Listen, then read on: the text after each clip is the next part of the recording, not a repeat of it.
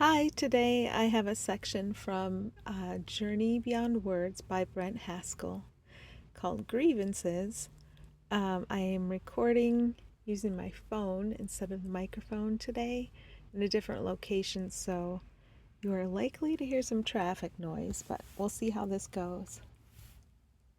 Okay, greetings again. I am Jeshua. I have come this day to further with you my discussion of A Course in Miracles. During the past week you have been reading about grievances. Love holds no grievances. Lesson 68. Holding grievances is an attack upon God's plan for salvation. Lesson 72. We will speak today of grievances. Love holds no grievances. The key word is love. For love, as the lesson said, created you like itself. Lesson 67. Indeed, God is love, and you are love. All aspects of your world are love, for love is all there is.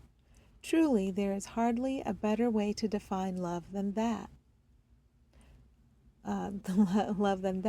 Love is all that is. Some people even define God as all that is. That is really nothing more than saying that God is love. Therefore, you too are love. Love is the completeness. Love is the wholeness. Love is the oneness that is the universe.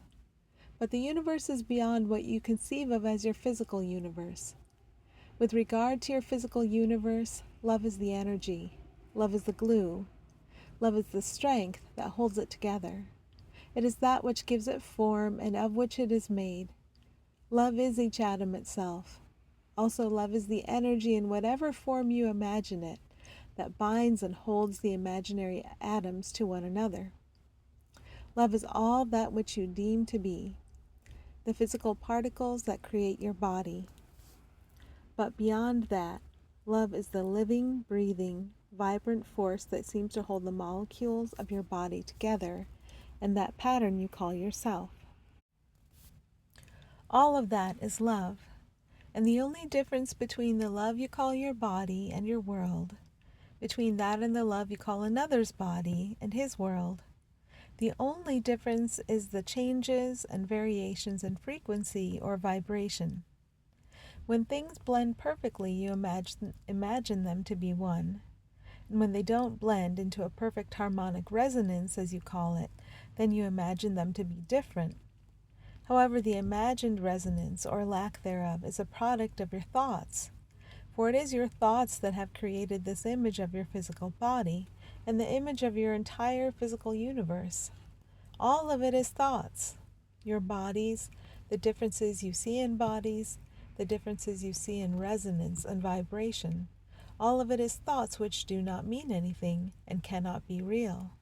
All that is God. All that is love. Now imagine for a moment that you are all that is. We have said this before when we said you are invulnerable. Being invulnerable, you create every aspect of your world, and everything that seems to happen to you is by your own design, by your own choice. The truth of that goes beyond the notion itself.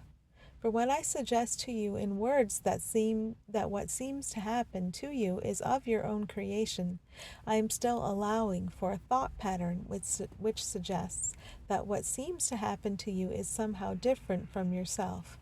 But indeed that is not so, and cannot be so. You are all that is, your entire world, all of it, as you perceive it, as you experience it, as you will come to know it when you move beyond your thoughts, beyond the illusions. All of it is yourself. This is literally true, not in some sense of the imagination, not within some mental construct, but literally, the world you experience is yourself. It is not sufficient for me to say, or for you to think or feel, that what happens in your world is a product of your own creation. That is not sufficient.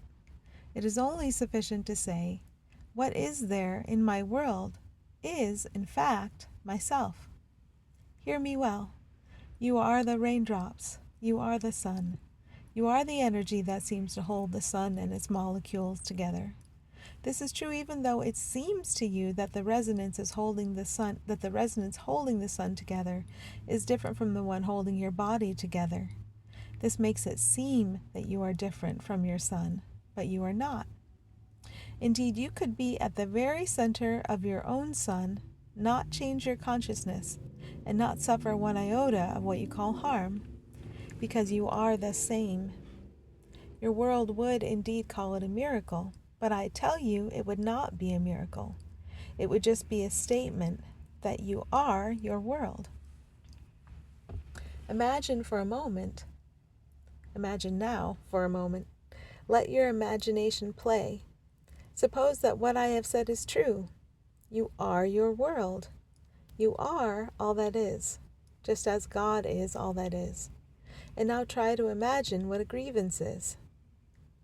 There are two succinct ways to express what a grievance is. First, a grievance is literally an attack upon your own invulnerability. Secondly, a grievance is anything which you perceive to be outside yourself, separate from yourself, in which you would like to be different from what it is. You are your own world. And for you to imagine that you would like something in your world to be different is literally to desire that a part of yourself be different. I tell you, you are whole, you are complete, you are unified within your being. There is no conflict within your real self. The unity of what you are does not allow conflict. In fact, conflict is an experience unknown to God. Within God, there is only completeness, wholeness, and oneness. And for you to imagine that any aspect of yourself should or could be different from what it is for you to imagine that the unification that is you should somehow be split, and that a part of you should be different from what you are. Imagine the conflict as you try to be yourself, believing that part of you has been split off from yourself, all the while needing to remain whole, for whole is what you are. This is truly the source of all the conflict in your world. You imagine that you have been split asunder, and that what you call other is different from yourself. And in your belief that it is different, you want it to be a certain way. You want it to change from what it is. All of that is your grievances. Love is all that is. Love is yourself. Your world is, in fact, you. The aspects of your world are not merely your creations. They are yourself. Because you are totally invulnerable. Because you are the Son of God, creator of the universe.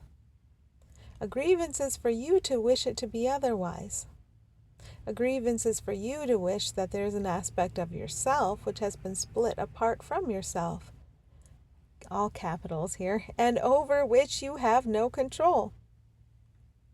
Every time you look at another being in your life, be it a stone, a tree, a plant, a raindrop, or what you call another person, and wish that somehow it be different, you are wishing for yourself to be split apart, to be torn asunder. Then in your insane imaginings you believe that splitting yourself thusly will bring you happiness and peace. Insane is the correct word, is it not? Hear this well. Love is all that is. God is all that is. You are God, and you are all that is. Your entire universe and every detail is just an expression of love, put into the dense form of energy you call your physical world. It is put there by you out of your desire to experience it at that level. The world itself and the glue that holds it together is love and is yourself. To do this course, you must be willing to love yourself. You must be willing to open, first your thinking and then your being, to the truth of what you are.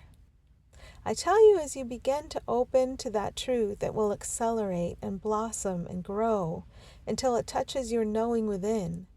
And then it will be as if the sunlight is burning within you. Rather than feeling that you could be inside your sun and not be harmed, you will feel as if your sun is inside of you, and that kind of light, that kind of energy, that kind of warmth shall pour out of you to your universe, to all your brothers, to all that you see, and to all that you experience. And even that, as you try to imagine it, is only a fraction of the joy, the light, and the beauty that you will feel within yourself. Begin now, if you can, to allow those thoughts to flow within you. Your universe is you. It is God, and it is all that is. And as you come to love yourself, as you open to loving yourself, you will realize that you are always looking at naught but yourself, always at your own wholeness. Initially, you may find yourself looking at your vain imaginings, that which you have imagined to be fear, that which you have imagined to be sorrow, and misery, and separateness. You may imagine that initially, but then a shift will occur, and when you truly see that your world is yourself, you will open to it and see it as a light, a beauty, and a shining, which is indeed yourself, which is indeed your freedom, which is indeed nothing more than an expression of what you are and what you can be. So try right now to imagine that what I have said is true. For I assure you it is. Your entire world is your creation, and more so, it is in fact yourself. Imagine it were true that you have within yourself the glory, the love, and the power to literally create this world. Without you, without your will, without what you are, it would dissolve into nothingness in an instant. Then you would see creation as a product of what you are. You would see its beauty. You would see that it is but a reflection of the creative power and the wholeness that God gave to you when He expanded Himself into you in order to become you. When you know that within your being, it will bring you great freedom. It will totally change the way you see your world and yourself and your brothers. Love holds no grievances. Realize, moment to moment, that you are always looking upon that which you have created. All it would take for it to be different is for you to imagine it so. And therein will be the expression of your love. So as you look at the raindrops and the flowers, the trees, and your brothers, realize that none of them can ever do or be anything except that it be yourself. You may explore this any way you wish, but never look outside as if to see a brother or being who is different from you, for it cannot be so. And your belief that it can will only cause you the conflict of which this world is made. Before we close for today, I will make some comments about salvation. For I have just now told you exactly what salvation is. In this course, we speak often of salvation.